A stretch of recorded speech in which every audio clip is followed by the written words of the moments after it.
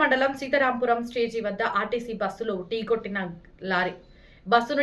Lorry త్రుటిలో తప్పిన పెను ప్రమాదం. చిలుకూరు మండలం సీతారాంపురం స్టేజీ వద్ద బుధవారం జరిగిన రోడ్డు ప్రమాదంలో ప్రయాణికులు త్రుటిలో ప్రాణాపాయం నుంచి బయటపడ్డారు.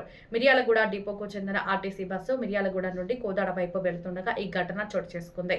బస్సు సీతారాంపురం స్టేజీ వద్ద ప్రయాణికులను ఎక్కించుకుంటుండగా వెనుక నుంచి అతి వేగంతో వచ్చిన హుజూర్నగర్ కు చెందిన పార్థసారథి ట్రాన్స్పోర్ట్ సిమెంట్ లారీ బస్సును బలంగా ఢీకొట్టింది. ఆ సమయంలో బస్సులో మొత్తం 68 మంది ప్రయాణికులు ఉన్నారు. లారీ బస్సును వెనుక నుంచి బలంగా ఢీకొట్టడంతో ప్రయాణికులు ఒక్కసారిగా భయాందోళనకు గురయ్యారు. ఈ ఘటనలో 8 మంది ప్రయాణికులకు స్వల్ప గాయాలయ్యాయి.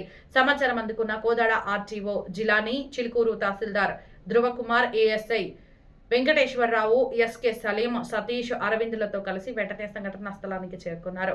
ప్రమాద తీవ్రతను పరిశీలించిన సహాయక చర్యలను పర్యవేక్షించారు. ప్రయాణికులకు ప్రాణాపాయం తప్పడంతో అంతా ఊపిరి పీల్చుకున్నారు. పోలీసులు కేసు నమోదు చేసి దర్యాప్తు చేస్తున్నారు.